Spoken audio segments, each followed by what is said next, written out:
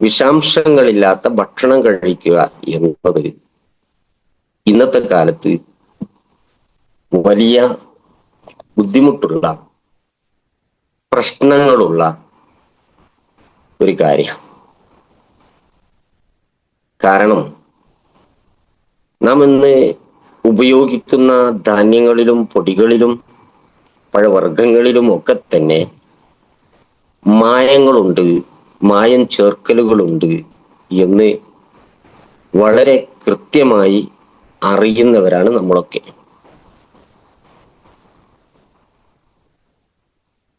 എന്തെല്ലാമാണോ നമ്മൾ ഉപയോഗിക്കുന്നത്, ഏതെല്ലാം കാലഘട്ടങ്ങളിൽ ഏതെല്ലാം രാജ്യങ്ങളിൽ ഉണ്ടാകുന്ന വസ്തുക്കളാണോ നമ്മൾ ഉപയോഗിക്കുന്നത്, ആ വസ്തുക്കൾ ഒന്നും തന്നെ എല്ലാം തന്നെ നമ്മുടെ രാജ്യത്തേക്ക് നമുക്ക് ഉപയോഗിക്കുന്ന സമയത്ത് അതിൻ്റെ പൂർണ്ണ ഫലം കിട്ടിക്കൊള്ളണം എന്നില്ല. എന്നാൽ ഇന്ന് വളരെ പ്രധാനപ്പെട്ട കാര്യമായി നാം മനസ്സിലാക്കേണ്ട ചില വസ്തുതകളുണ്ട്. നിറത്തിനും മണത്തിനും രുചിക്കുമൊക്കെ ആയിട്ട് ചേർത്തിരിക്കുന്ന ഭക്ഷ്യേതര ചേരുവകൾ അവയുടെ അളവ് അനുവദിക്കപ്പെട്ടവയോ അതോ വ്യാജമോ എന്നൊന്നും മനസ്സിലാക്കാനുള്ള മാർഗങ്ങൾ ഉപഭോക്താവിന് ലഭ്യമല്ല എന്ന് വളരെ കൃത്യമായി രേഖപ്പെടുത്തിയിട്ടുള്ളത് ആരാണെന്നറിയോ? ഈ പറയുന്ന ഞാൻ പറയല്ലത്, doctor K Vijayan sir retired പ്രൊഫസറാണ് കോഴിക്കോട് സർവകലാശാല.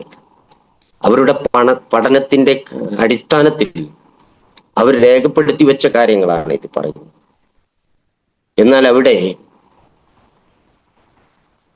ഭക്ഷ്യസുരക്ഷാ വകുപ്പ് ദില്ലിയിലും യുപിയിലും നടത്തിയ ഒരു സർവേയുടെ ഫലം കാണിക്കുന്നത് മായം ചേർക്കൽ പൊതു ജനാരോഗ്യത്തിന് ഭീഷണിയാകുന്ന തോതിൽ വ്യാപകമായിട്ടുണ്ട് എന്നാണ്. ഈ ഒരു സമയത്താണ് നമ്മുടെ കമ്പനിയായിട്ടുള്ള ഇന്ത്യൻ കമ്പനിയായിട്ടുള്ള നാം ഒക്കെ അഭിമാനത്തോടെ പ്രവർത്തിച്ചു കൊണ്ടിരിക്കുന്ന, നാം ഒക്കെ അന്തസ്സോടെ ആരുടെ മുന്നിലും പറയാൻ ധൈര്യം കാണിച്ചു കൊണ്ടിരിക്കുന്ന, നമുക്കൊക്കെ അന്നം തരുന്ന, നാമൊക്കെ സ്നേഹിക്കുന്ന ഇന്ത്യൻ കമ്പനിയായിട്ടുള്ള MI lifestyle marketing global private limited എന്ന് പറയുന്ന കമ്പനി നമ്മളെ കൈകളിലേക്ക് 7 ബ്രാൻഡുകളിലായിട്ട് ഉൽപ്പന്നങ്ങൾ നൽകി തരുന്നത്. വളരെ പ്രധാനപ്പെട്ട 7 ബ്രാൻഡുകൾ: elements wellness, on and on, MI home, new star, Aahaar, hello HLO എന്ന് പറയുന്ന പുതിയ കോസ്മെറ്റിക് ഉൽപ്പന്നങ്ങളിൽപ്പെട്ട പുതിയ ഉൽപ്പന്നം. അതോടൊപ്പം ഇന്ത്യാഗ്രോ. ഇങ്ങനെ 7 ബ്രാൻഡുകളിലായിട്ട് വളരെ കൃത്യമായിട്ട് നാം ഉപയോഗിക്കേണ്ട ഉൽപ്പന്നങ്ങളെ കുറിച്ച് നമുക്ക് മനസ്സിലാക്കി, നേരെ ദീർഘവീക്ഷണത്തോടു കൂടെ മനസ്സിലാക്കി നമുക്ക് നൽകിക്കൊണ്ടിരിക്കുന്ന ഒരു കമ്പനിയിലാണ് ഞാനും നിങ്ങളും അറിയാതെ എങ്കിലും വന്നെത്തിയിട്ടുള്ളത്. അറിഞ്ഞും അറിയാതെയും ഒക്കെ ആവാം. ഈ ഉൽപ്പന്നങ്ങളെ കുറിച്ചൊന്നും ഞാൻ ഇവിടെ സംസാരിക്കുന്നില്ല. EDC എന്നെ ഓർമ്മപ്പെടുത്തിയിട്ടുള്ളത് ഇന്ത്യാഗ്രോ ഉൽപ്പന്നങ്ങളെ കുറിച്ചാണ് സംസാരിക്കാൻ. ഇന്ത്യാഗ്രോ ഉൽപ്പന്നങ്ങൾ ഒരുപാട് ഉൽപ്പന്നങ്ങളുണ്ട്. ആ ഉൽപ്പന്നങ്ങളൊക്കെയും തന്നെ ഈ ഒരു സമയത്തിനുള്ളിൽ ഇവിടെ നമുക്ക് വിശദീകരിച്ച് മുന്നോട്ട് കൊണ്ടുപോകാൻ സാധ്യമല്ല. അതുകൊണ്ട് വളരെ മർമ്മപ്രധാനമായ, നാം ഇന്ന് നമുക്ക് കൃഷിയിലേക്ക് ആവശ്യമായ, നമ്മുടെ നാട്ടിലേക്ക് ആവശ്യമായ വളരെ പ്രധാനപ്പെട്ട ചില വിഷയങ്ങൾ മാത്രമാണ് ഞാനിവിടെ, ചില പ്രൊഡക്റ്റുകൾ മാത്രമാണ് ഞാനിവിടെ സംസാരിക്കാൻ ഉദ്ദേശിക്കുന്നത്. നമുക്കറിയാം ഇന്ത്യാഗ്രോ ഉൽപ്പന്നം ഉപയോഗിക്കേണ്ടത് ആര്? ഉപയോഗിക്കേണ്ടത് കൃഷിക്കാരാണ്. കൃഷിക്കാർ ഉപയോഗിക്കുമ്പം കൃഷിക്കാർക്ക് മാത്രമാണോ അതിന്റെ ഗുണം ലഭിക്കുന്നത്? അല്ല, നമുക്ക് കൂടിയാ. കാരണം കൃഷിക്കാര് ആ ഉൽപ്പന്നം ഉപയോഗിക്കുന്നു, നല്ല കൃഷി ലഭിക്കുന്നു, നല്ല കൃഷി ഉണ്ടാവുന്നു, നല്ല കായ് ഫലങ്ങൾ കിട്ടുന്നു. അത് കിട്ടുന്നത് അവര് തൊട്ടടുത്ത വിപണികളിൽ എത്തിക്കുന്നു, മാർക്കറ്റുകളിൽ എത്തിക്കുന്നു.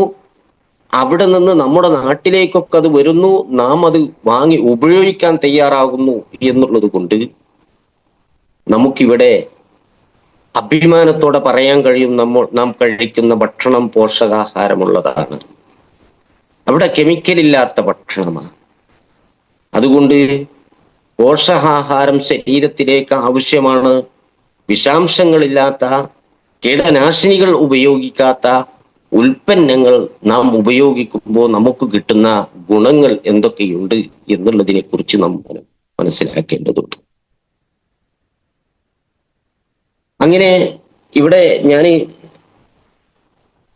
ഈ എല്ലാ ഇതിലും നമ്മൾ ധാന്യത്തിലും പൊടികളിലും ഒക്കെ വിഷാംശങ്ങളുണ്ട് എന്ന് പറയുന്ന സമയത്ത് പലർക്കും സംശയങ്ങൾ ഉണ്ടാവും.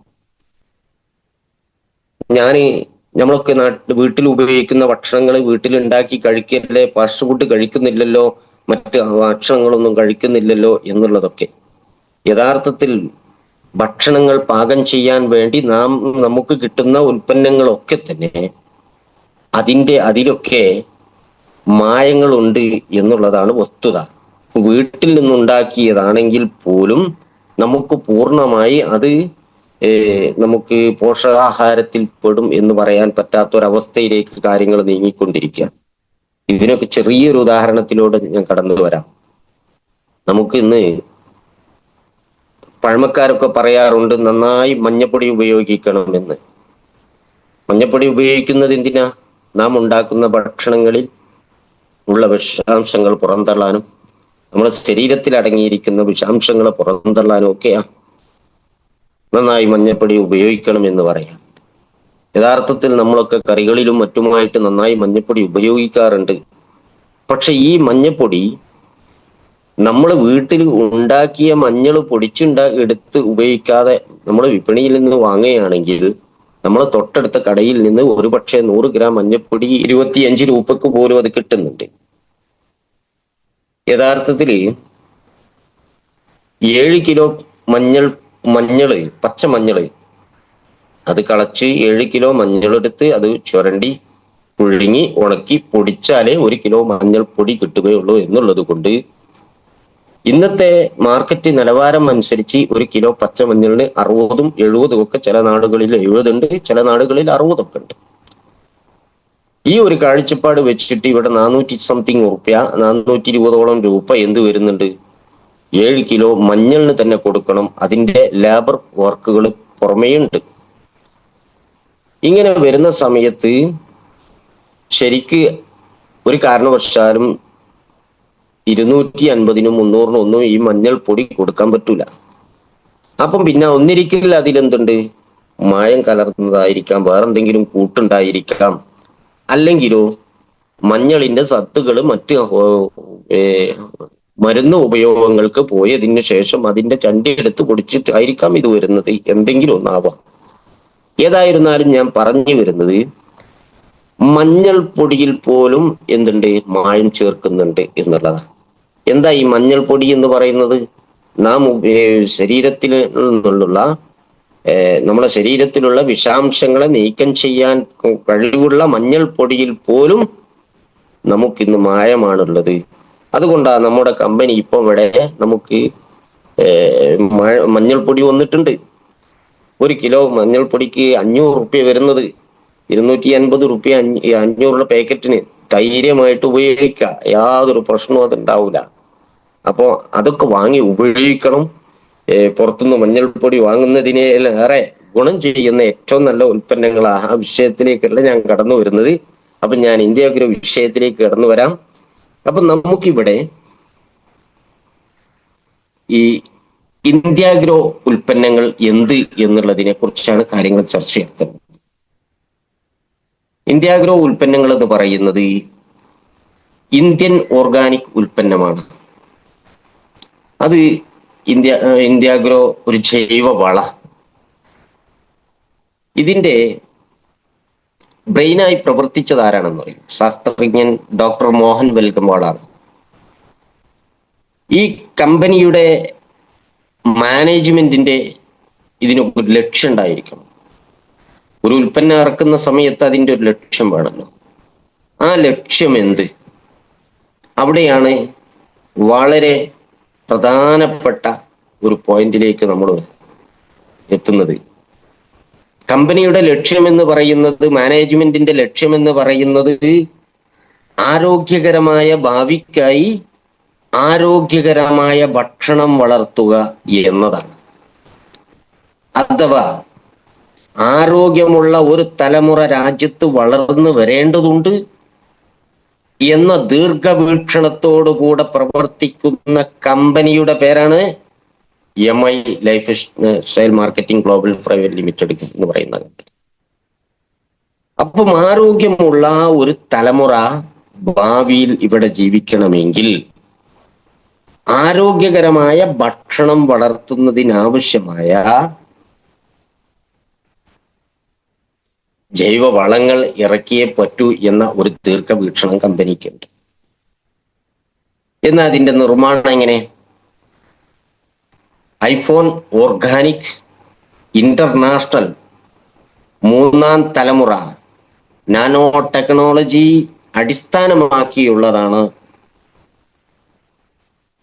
വൃക്ഷ ആയുർവേദത്തിൽ പറഞ്ഞ പ്രകാരം നിർമ്മിച്ചിട്ടുള്ളതാണ് നമ്മുടെ ഇന്ത്യാഗ്രോ ഉൽപ്പന്നങ്ങളൊക്കെ. ഇവിടെ നമുക്ക് ചർച്ച ചെയ്യേണ്ട വളരെ കുറഞ്ഞ ഉൽപ്പന്നങ്ങളാണ് നമ്മളെ മുന്നിലുള്ളത്.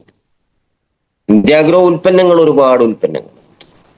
എല്ലാം ചർച്ച ചെയ്യാനുള്ള ഒരു സമയവും സന്ദർഭവും ഇവിടെ ഉണ്ടാകും.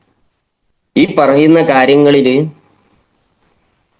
വളരെ കൃത്യമായിട്ടായിരിക്കണം അതിൻ്റെ ഉപയോഗവും കാര്യങ്ങളും എങ്ങനെയെന്ന് മനസ്സിലാക്കി തരുമ്പോഴേക്കിന് വളരെ കുറഞ്ഞ ഉൽപ്പന്നങ്ങളെ കുറിച്ചൊക്കെ ഇവിടെ സംസാരിക്കാൻ കഴിയും. ഇതിൽ പ്രധാനപ്പെട്ട ഒരു ഉൽപ്പന്നമാണ് ബുഅത്ര. 2 കിലോന്റെ പാക്കറ്റാണത്. ഈ 2 കിലോന്റെ പാക്കറ്റ് ആയ ബുഅത്ര എന്ന് പറയുന്നത് പൂർണ്ണമായും പ്രകൃതിദത്തമായ ചേരുവകൾ കൊണ്ട് നിർമ്മിച്ച ജൈവ ഉൽപ്പന്നമാണ്.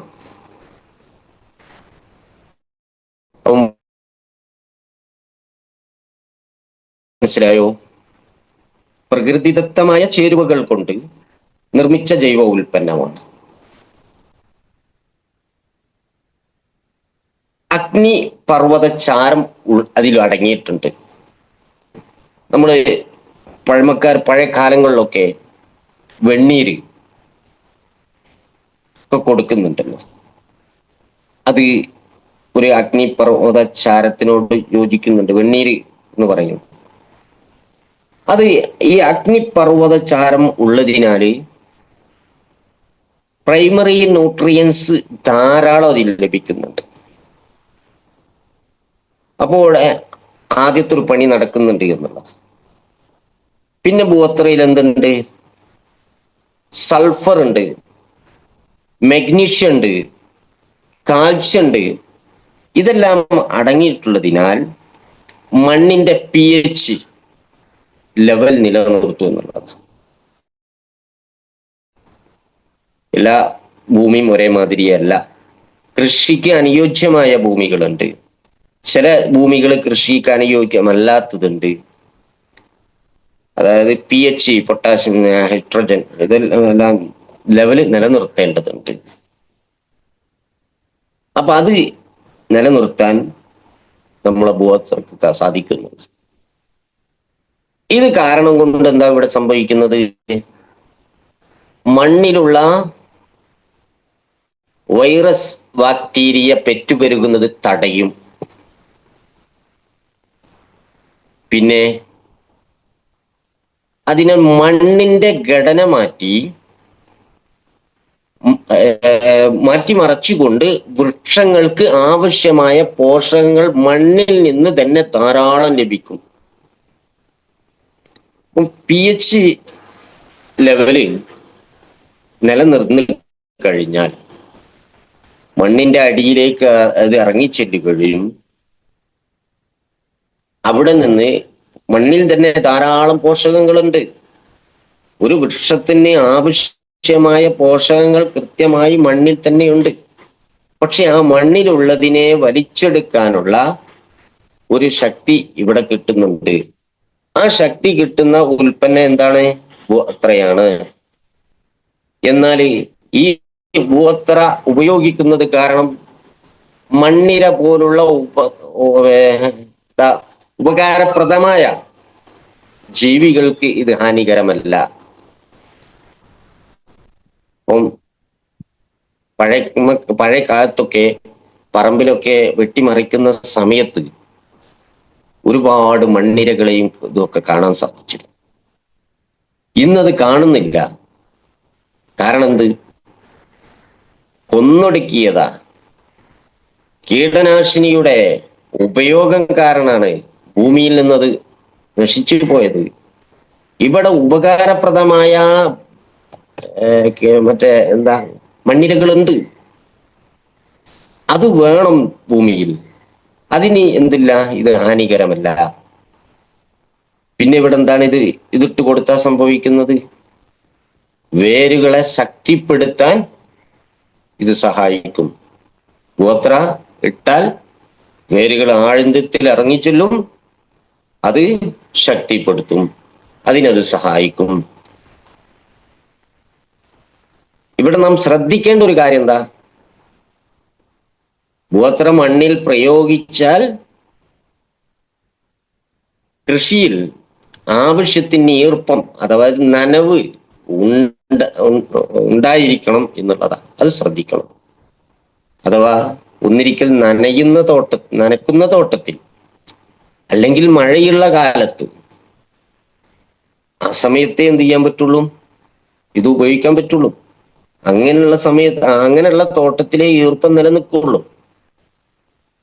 അല്ലാതെ മൺപൊടികളിൽ ഒരു കാരണവശാലും എന്ത് ചെയ്തിട്ട് കാര്യമില്ല, ഗോത്രം കൊണ്ടേ ഇട്ടിട്ട് കാര്യമില്ല.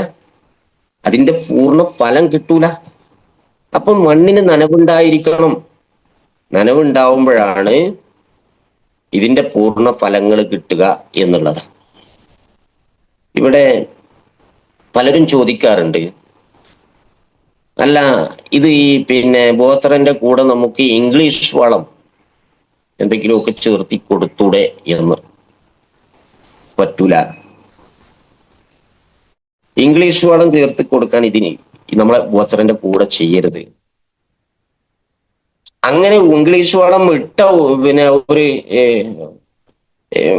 കൃഷിക്കാണ് നമ്മളത് ചെയ്യുന്നതെങ്കിൽ അത് രണ്ടിന്റെയും ഗുണം കിട്ടിക്കൊള്ളണം എന്നുണ്ടോ? അതിനെക്കുറിച്ച് എനിക്ക് കിട്ടൂല എന്നാണ് ഞാൻ മനസ്സിലാക്കിയിട്ടുള്ളത്. അങ്ങനെയാണെങ്കിൽ തന്നെ കുറഞ്ഞ സമയം എടുത്തതിന് ശേഷമൊക്കെ ചെയ്യുന്നതാണ് ഏറ്റവും നല്ലത് എന്നുള്ളത്. ഇപ്പൊ ഇംഗ്ലീഷ് വളം ഇതിന്റെ കൂട്ടത്തിൽ കൂട്ടാൻ പറ്റൂല. പിന്നെ എന്താ കൂട്ടാൻ പറ്റുക? വേപ്പിൻ പിണ്ണാക്ക് വേണമെങ്കിൽ കൂട്ടിക്കൊടുക്കാം, ആട്ടുംകാട്ടം കൂട്ടിക്കൊടുക്കാം. ഇതെല്ലാം എന്ത് ചെയ്യാ, കൂട്ടിക്കൊടുക്കാൻ പറ്റും എന്നുള്ളത്. അപ്പൊ ഞാൻ ഇവിടെ ബോസറിനെ കുറിച്ച് പറഞ്ഞ കാര്യങ്ങളിൽ ഇനി അവിടെ ഒരു ഡൗട്ടും നിലനിൽക്കാൻ പാടില്ല.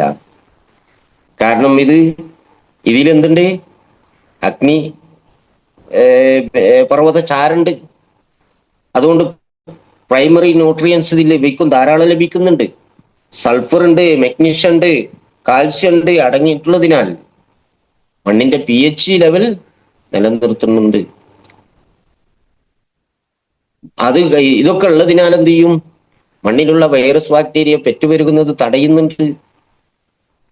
അവിടെ മണ്ണിനെ തന്നെ മാറ്റിമറിച്ച്, മണ്ണിന്റെ ഘടനയെ മാറ്റിമറിച്ച് ആവശ്യമായ വൃക്ഷങ്ങൾക്ക് ആവശ്യമായ, ചെടികൾക്ക് ആവശ്യമായ, അല്ലെങ്കിൽ എന്താണോ നമ്മളെ കൃഷി, ആ കൃഷികൾക്ക് ആവശ്യമായ പോഷകങ്ങൾ മണ്ണിൽ നിന്ന് തന്നെ ധാരാളം വലിച്ചെടുക്കാൻ ഇതിന് സാധിക്കുന്നുണ്ട് എന്നുള്ളതാണ്. അതേമാതിരി വേരുകളെ ശക്തിപ്പെടുത്തുന്നുണ്ട്. അപ്പൊ എന്ത് ചെയ്യണം? മഴയുള്ള സമയത്ത് അല്ലെങ്കിൽ നനക്കുന്ന തോട്ടത്തിൽ നനക്കാൻ കഴിയും എന്നുള്ള തോട്ടത്തിൽ മാത്രമേ എന്ത് ചെയ്യാൻ പറ്റുള്ളൂ, ഉപയോഗിക്കാൻ പറ്റുള്ളൂ എന്നുള്ളത്. കൂട്ടത്തിൽ ചേർക്കാൻ പറ്റുന്നത് വേപ്പിൻ പിണ്ണാക്ക്, ആട്ടുംകാട്ടം, അതേമാതിരി തന്നെ നേരത്തെ പറഞ്ഞ വെണ്ണീര് പോലുള്ള ഉൽപ്പന്നങ്ങൾ മാത്രമേ ചേർക്കാൻ പറ്റുള്ളൂ. ഇംഗ്ലീഷ് വളത്തിന്റെ കൂട്ടത്തിൽ ചേർത്തിട്ട് ഗുണം കിട്ടും എന്നില്ല എന്നുള്ളത്. അപ്പൊ ഇത് ഇനി ഉപയോഗിക്കേണ്ടത് എങ്ങനെ? അവിടെയാണ് എല്ലാവർക്കുള്ള പ്രശ്നം. ഉപയോഗമാണ്. ശരിക്ക് ഒരു ഏക്കർ ഭൂമിക്ക് 2 അല്ലെങ്കിൽ 3 കിലോ വരെ ഇതിനാവശ്യമുള്ളൂ.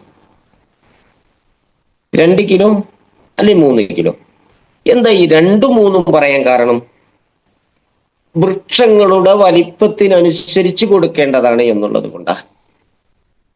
കയ്പക്കും പയറിനും കൊടുക്കുന്നത് പോലെ മതിയോ തെങ്ങിന് കൊടുക്കേണ്ടത്, കവുങ്ങിന് കൊടുക്കേണ്ടത്? അല്ല. വാഴക്ക് കൊടുക്കുന്നത് പോലെ മതിയോ കവുങ്ങിന്? പോരാ. അവിടെ മാറ്റങ്ങൾ ഉള്ളത് കൊണ്ട് 1 ഏക്കർ ഭൂമിയിലേക്ക് ആവശ്യത്രേ 2 അല്ലെങ്കിൽ 3 കിലോ. ഈ 2 കിലോന്റെ പാക്കറ്റാണിത്. അപ്പൊ നമുക്കതിന്റെ ശരിക്കുള്ള ഒരു അളവ് നോക്കാം. ഒരു തെങ്ങിന് കൊടുക്കുകയാണെങ്കിൽ എത്ര കൊടുക്കാം? 50 ഗ്രാം കൊടുക്കാം. 50 ഗ്രാം കൊടുത്താൽ 40 തെങ്ങിന് കൊടുക്കാണ്ടാവും. ആവറേജ് 1 ഏക്കർ തോട്ടത്തിൽ വരുന്നത് എങ്ങനെ? മാക്സിമം 60 തെങ്ങ. 1 ഏക്കർ തോട്ടത്തില്, 1 ഏക്കർ പറമ്പില് മാക്സിമം ഉണ്ടാവല് 60 തെങ്ങ. 60 ചിലപ്പോൾ 50 ആവും, 40 അങ്ങനെ ആണ്ടും ഇങ്ങോട്ടും ഒക്കെ തെങ്ങ് പോകുന്നതിനും കാര്യങ്ങളൊക്കെ അനുസരിച്ചൊക്കെ ഉണ്ടാവും. 60 കൂടുതൽ ഉണ്ടായാൽ അതിന്റെ പഴയുള്ള പഴമക്കാരുടെ ഒരു കണക്കാണിത്. അതേമാതിരി അപ്പൊ ആ തെങ്ങിന് കൊടുക്കേണ്ടത് 50 ഗ്രാം. എന്നാ കമിങ്ങിനോ അത് 25 ഗ്രാം മതി. ഒരു കമിങ്ങിന് 25 ഗ്രാം മതി. വാഴക്കാണെങ്കിലോ അതൊരു 20 ഗ്രാം മതി. എന്നാ അതൊന്നും അല്ലാത്ത മറ്റൊരുപാട് കൃഷികള്, വെണ്ട, പയറ്, കയ്പ, ചേന, ചേമ്പ് പോലുള്ള കൃഷികൾക്കോ 10-15 ഗ്രാം മതി. ശരിക്ക് നമ്മളെ 2 കൈയിന്റെ വിരൽ കൊണ്ട് ഇങ്ങനെ അങ്ങോട്ട് പിടിച്ച് കിട്ടുന്നത് മതി എന്നുള്ളതായി. ചെറിയ ഇതിനൊക്കെ ഇങ്ങനെ പിടിച്ചിട്ട് കിട്ടുന്നത് മതി എന്നുള്ളത്. അപ്പൊ കൊടുക്കേണ്ട അളവുകൾ അങ്ങനെ. അത് നമ്മൾ ഇവിടെ 1 ഏക്കർ ഭൂമിയിലേക്ക് ആവശ്യമുള്ളത് 2 കിലോ അല്ലെങ്കിൽ 3 കിലോ. 2 കിലോ 3 കിലോ എന്നുള്ളത് ആ വലിപ്പത്തിനനുസരിച്ചാ, വൃക്ഷങ്ങളുടെ വലിപ്പത്തിന്, കൃഷിയുടെ വലിപ്പത്തിനനുസരിച്ച് അത് നമ്മൾ മനസ്സിലാക്കിയിട്ട് ചെയ്താൽ അതിന് പൂർണ്ണ ഫലം കിട്ടും. പിന്നെ ചിലര് ചെയ്യുന്നൊരു പണിയുണ്ട്. ഗോത്രമൊക്കെ വാങ്ങും. വാങ്ങിയിട്ട് എന്ത് ചെയ്യും? തെങ്ങുംതാടത്തിലൊക്കെ നിറഞ്ഞ് ചണ്ടിയും പണ്ടാരങ്ങളൊക്കെ അടങ്ങി കൂടി നിൽക്കാരം. തോലിട്ടതും മണ്ണിട്ടതും ഒക്കെ അതിന്റെ മുകളിലൂടെ കൊണ്ടുപോയി ഇങ്ങനെ ഇട്ടിടും. എന്നിട്ട് ഞാൻ ഇട്ടിരുന്നു, ഒരു ഗുണം എനിക്ക് കിട്ടിയില്ല. അങ്ങനെ പറയുന്നവരുണ്ട്. ഇവിടെ ഞാൻ മനസ്സിലാക്കേണ്ടത് ഈ ഉൽപ്പന്നം ഗോത്ര എന്ന് പറയുന്ന ഉൽപ്പന്നം ഇത് മണ്ണിൽ ചേർത്തേണ്ട ഉൽപ്പന്നാണ്. മണ്ണിലാണ് ഇത് ചേരണം. അപ്പൊ അവിടെ എന്ത് ചെയ്യണം? ശരിക്ക് കൃത്യമായിട്ട് തടം വെട്ടേണ്ടതുണ്ട്, തുറക്കേണ്ടതുണ്ട്. അതിലുള്ള ചണ്ടിപ്പണ്ടാരങ്ങളൊക്കെ ഒന്ന് മാറ്റി വെക്കേണ്ടതുണ്ട്. തോലിട്ടതൊക്കെ ഒന്ന് മാറ്റി വെച്ചതിന് ശേഷം ഒരു 50 ഗ്രാം അതിന്റെ ചുറ്റുഭാഗത്ത് ഇട്ട് കൊടുത്തിട്ട് നമ്മൾ പിന്നീട് എന്തെങ്കിലുമൊക്കെ തോലോ കാര്യങ്ങളോ മറ്റേ ചകിരിയോ എന്തെങ്കിലുമൊക്കെ വെച്ച് കറക്റ്റ് ചെയ്യുകയാണെങ്കിൽ അതിന് കൃത്യമായ ഫലങ്ങളുണ്ട്. നമ്മളെ ഉപയോഗം ക്ലിയർ അല്ലേ, ഇതിന്റെ ഫലം കുറയും. ഉൽപ്പന്നത്തെ കുറ്റം പറഞ്ഞിട്ട് കാര്യമില്ല. അവിടെ ഉപയോഗത്തിനാണ് പ്രാധാന്യം. അവിടെയാണ് ഇത് കറക്റ്റ് ചെയ്യേണ്ടത്. അപ്പൊ പറഞ്ഞു കൊടുക്കുന്നിടത്ത് വളരെ കൃത്യമായി പറഞ്ഞു കൊടുത്താൽ ഈ ഉൽപ്പന്നം വലിയ രീതിയിൽ റിസൾട്ട് കിട്ടുന്നുണ്ട്. അത് നമ്മൾ മനസ്സിലാക്കി ഈ ഉൽപ്പന്നം വിപണിയിലേക്ക് എത്തിക്കണം. ഇത് നാട്ടുകാരിലേക്ക് എത്തിക്കണം, കൃഷിക്കാരിലേക്ക് ഇത് എത്തിക്കണം. ഇത്രയും ലാഭകരമായ ഒരു ഉൽപ്പന്നം വേറില്ല. ഞാൻ ഇപ്പൊ പറഞ്ഞത് എന്താ, 2 കിലോ അല്ലെങ്കിൽ 3 കിലോ സാധനം കൊണ്ട്, 2 കിലോന്റെ പാക്കറ്റ് ആണെങ്കിൽ 1.5 പാക്കറ്റ് കൊണ്ട് 1 ഏക്കർ ഭൂമിക്ക് തെങ്ങിനിടാൻ. എന്നാ ഇത്ര ഒരു പാക്കറ്റിന് എത്ര വില? 1200 സംതിങ്. അപ്പൊ 1.5 പാക്കറ്റിന് വരുന്നത് എത്ര? ടോട്ടല് 3000 റുപ്യന്റെ ചൂട്ടിലുള്ള പൈസ. ഈ പൈസ കൊണ്ട് 1 ഏക്കർ ഭൂമിയിലേക്ക് ഇടുന്ന മറ്റൊരു ഉൽപ്പന്നത്തെ കുറിച്ച് പറഞ്ഞുതരും. അത് പറഞ്ഞുതരാൻ കഴിയുമോ ആർക്കെങ്കിലും? ഇത് ലാഭകരാണ്. മാത്രമല്ല ഇതിന് വേറെ ഒരു സത്യമുണ്ട് ഇതിന്റെ പിന്നില്. ഒരു പറമ്പിന്റെ ഒരു ഭാഗത്തേക്ക് റോഡെത്തിയിരിക്കും. ആ പറമ്പ് അവിടെ ആ സ്ഥലത്ത് കൊണ്ടുവന്നിട്ട് ചാക്കുകൾ ഇറക്കുക. എന്നിട്ട് ലേബർ വേണം ഇതെല്ലാം തെങ്ങിന്റെ മരട്ടേക്ക് കൊണ്ടുപോയിടാൻ. ഇതിന് ലേബർ വേണോ? 2 കിലോന്റെ പാക്കറ്റ് നമുക്കും കൊണ്ടു നടന്നൂടെ? കാര്യങ്ങൾ ചെയ്തൂടെ? ഇത് ലാഭകരമാണ്. ഇത് ഒരു പാക്കറ്റ് വാങ്ങാൻ 1200 റുപ്യ വേണ്ടേ? അല്ലെങ്കിൽ അങ്ങനെ ഒരു ചോദ്യം ഉണ്ട്. 1200 റുപ്യ വേണ്ടേ? അപ്പൊ അത് ഇത് ലാഭകരാണ് എന്ന് പറഞ്ഞ് മനസ്സിലാക്കി കൊടുക്കാൻ നമ്മൾ അറിഞ്ഞിരുന്നാൽ മതി. ഉപയോഗം കറക്റ്റാക്കുകയും ചെയ്യുക എന്നുള്ളത്, എന്നാൽ ഇത് നല്ല ഫലം കിട്ടുന്നുണ്ട് എന്നുള്ളത്.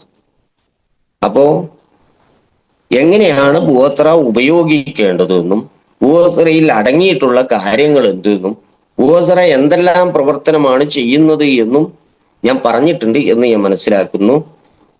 ഇംഗ്ലീഷ് വളം ഇതിന്റെ കൂട്ടത്തിൽ ഉപയോഗിക്കരുത്. ഉപയോഗിക്കേണ്ടത് എന്താ? മറ്റ് വേപ്പിൻ പിണ്ണാക്ക് അല്ലെങ്കിൽ ആട്ടിൻകാട്ടം, വെണ്ണീര് ഇങ്ങനെയുള്ള ഒക്കെ ഉപയോഗിക്കാം എന്നതൊഴിച്ച് മറ്റുള്ള ഇംഗ്ലീഷ് വളങ്ങളൊന്നും കൂട്ടത്തിൽ ഉപയോഗിക്കരുത് എന്നുള്ളത്. നനവുള്ള സമയത്തേ ചെയ്യാൻ പാടുള്ളൂ. ഇങ്ങനെ ഗ്രാമുകളൊക്കെ കറക്റ്റ് ചെയ്ത് ചെയ്യുക എന്നുള്ള.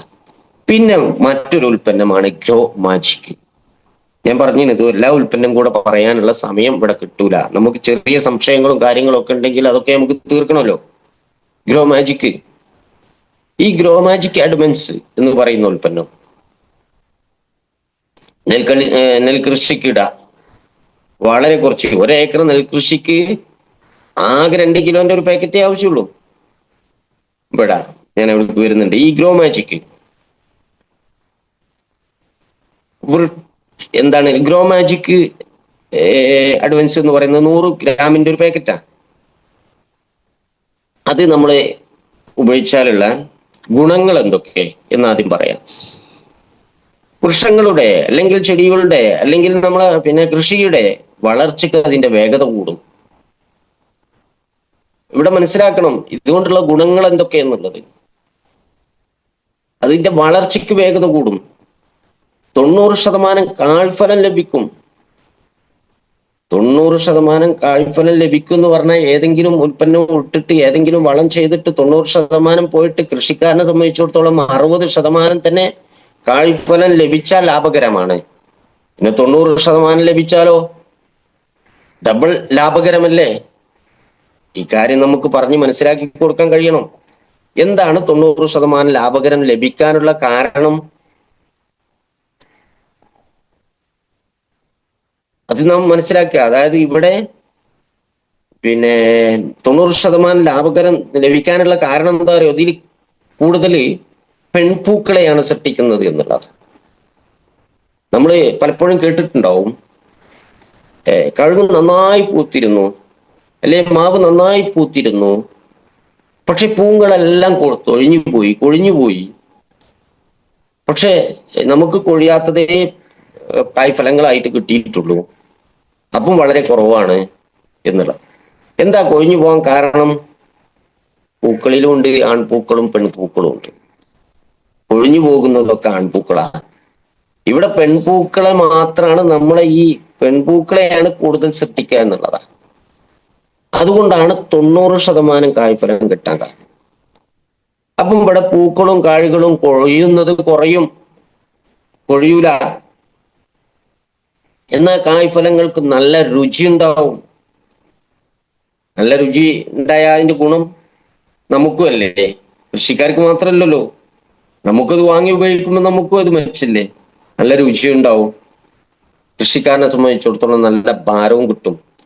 എന്ന് പറഞ്ഞാൽ വാഴക്കൊക്കെ ആണെങ്കിൽ എല്ലാ കായ്കളും ഒരേ മാതിരി നല്ല വൃത്തിയിൽ കണ്ടീഷനിലൊക്കെ ആയിരിക്കും. അപ്പൊ എന്താണ്, ശരിക്ക് നല്ല ഭാരവും കിട്ടും. അപ്പോ ഇത്രയും ഗുണങ്ങളൊക്കെ എന്തുണ്ട് ഈ ഗ്രോ മാജിക് അഡ്വൻസിനുണ്ട്. അപ്പൊ ഗ്രോ മാജിക് ഇടാതെ ഗോത്ര മാത്രം ഇട്ടത് കൊണ്ട് ഈ രണ്ട് ഗുണവും കിട്ടുമോ? കിട്ടൂല. ഇവിടെയാണ് ചിലർക്ക് പറ്റുന്നൊരു അപകടം. പിന്നെ ഗോത്ര വാങ്ങും, അത് നന്നായി കൊടുക്കും. കൊടുക്കുന്നത് എന്തായിരിക്കും? പയറിന്, കൃഷിക്ക്, വെണ്ടയ്ക്ക്, അടുക്കളത്തോട്ടത്തിനുള്ളായിരിക്കും. പക്ഷെ അത് ചടപ്പൊന്നും ഇല്ലാതെ നല്ല ചെടികളും കാര്യങ്ങളും ഒക്കെ നല്ല കണ്ടീഷനായിട്ട് നിൽക്കും. പക്ഷെ കൃത്യമായ കായ്ഫലങ്ങൾ അവിടെ കിട്ടണമെങ്കിൽ അതിന്റെ പ്രവർത്തനത്തിന് ആവശ്യമായ കാര്യമാണ് എന്ത്, ഗ്രോ മാജിക് എന്ന് പറയുന്നത്. ആ ഗ്രോ മാജിക് ചെല്ലണം, അപ്പോഴെന്താവുള്ളൂ, കൂടുതൽ വിഫലങ്ങളും കാര്യങ്ങളും കിട്ടുള്ളൂ. അപ്പോ നീട്ടിക്കൊണ്ടുപോകാനുള്ള സമയമില്ലാത്തത് കൊണ്ട് ചുരുക്കുകയാണ്. ഇതെങ്ങനെയാണ് ഭൂമിയിൽ കൊടുക്കേണ്ടത്? ഇത് മണ്ണിൽ വിത്തിടുന്നതിന്റെ കൂടെ മണ്ണിൽ ചേർത്ത് കൊടുക്കാം. വൃക്ഷങ്ങൾക്ക് ചുവട്ടിൽ കൊടുക്കാം. തെങ്ങിനെ, കഴുങ്ങിനെ പോലുള്ളതിന് വാഴക്കൊക്കെ ചുവട്ടിൽ കൊടുക്കാം. എന്നാ വിളവെടുപ്പ് വരെ ഇന്ന സമയം വരെ എന്നില്ല കേട്ടോ, വിളവെടുപ്പ് വരെ ഇലകളിൽ സ്പ്രേ ചെയ്ത് കൊടുക്കാം. എത്ര പ്രാവശ്യം ചെയ്യണം എന്നുള്ള ചോദ്യത്തിന് പ്രസക്തിയില്ല, എത്രയും ചെയ്യാം. എങ്ങനെയാണ് ഇത് ഉപയോഗിക്കുക? 100 ഗ്രാമിന്റെ പാക്കറ്റാണ്. ആ പാക്കറ്റ് ഒരു പാക്കറ്റ് 150 ലിറ്റർ വെള്ളത്തിലാണ് കലക്കേണ്ടത്. എന്നാൽ ഒരു പാക്കറ്റ് ഗ്രോ മാജിക് 1 ഏക്കർ ഭൂമിക്ക് ധാരാളം മതി. അത് സ്പ്രേ ചെയ്യുകയാണെങ്കിലോ എത്ര പ്രാവശ്യം ചെയ്യാ? ചുവട്ടിൽ കലക്കി പാരുകയാണെങ്കിലോ 1 ലിറ്റർ, 1/2 ലിറ്റർ ഒക്കെ കണ്ടിട്ട് ഓരോ വൃക്ഷങ്ങളുടെ വലിപ്പത്തിനനുസരിച്ച് അതിന് നമ്മൾ തന്നെ പാകപ്പെടുത്തിയിട്ട് എന്ത് ചെയ്യുക, അത് പാർന്നു കൊടുത്താൽ എന്തായി, വളരെ വിശേഷമായി. അപ്പൊ എത്ര പ്രാവശ്യം ചെയ്യണം, എങ്ങനെ ചെയ്യണം എന്നുള്ളതിൽ ഒന്നും ചോദ്യത്തിന് ഇതല്ല. 100 ഗ്രാം മതി 1 ഏക്കർക്ക്. അത് 150 ലിറ്റർ വെള്ളത്തിൽ കലക്കാം. ഈ വെള്ളം ബാക്കി ബാലൻസ് ഉണ്ടാകുന്ന സമയത്തൊക്കെ അത് സ്പ്രേ ചെയ്ത് കൊടുക്കാം, പാർന്നു കൊടുക്കാം എന്നുള്ള ഒരു രീതിയിലാണ് ഇത് ചെയ്യേണ്ടത്. പിന്നെ ഇതിലേക്ക് കൂട്ടേണ്ട ഒരു ഉൽപ്പന്നമുണ്ട്, MI സ്പ്രേ എന്ന് പറയുന്നത്. ഈ MI സ്പ്രേ 100 മില്ലിയുടെ ഒരു ബോട്ടലാണ്. അതൊരു പക്ഷയാണ്. അതായത് വ്യാപനം നടത്താൻ പറ്റുന്ന, പെട്ടെന്ന് ഒട്ടിപ്പിടിക്കുന്ന, പെട്ടെന്ന് കാര്യങ്ങൾ ചെയ്യുന്ന ഇതാണ്.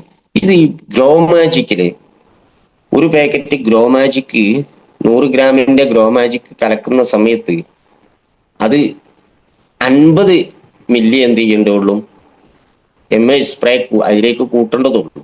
150 ലിറ്റർ വെള്ളം കലക്കുന്ന സമയത്തേക്ക് ഈ പശയായ MI സ്പ്രേ ഒരു 50 മില്ലി അതിലേക്ക് കൊടുത്താൽ വ്യാപനം കൂടും. നല്ല ചേമ്പിന്റെ ഇലയിൽ വെള്ളം പാർന്നുണ്ടെങ്കിൽ അവിടെ പോകൂലേ? പിന്നെ ഈ MI സ്പ്രേ എടുത്താണ്ട് കുറച്ച് ചേമ്പിന്റെ ഇലയിൽ പാർന്നു നോക്കിയാൽ പറയാം, അത് നനവായിട്ട് അവിടെ ഉണ്ടാവും, അത് പോകൂല.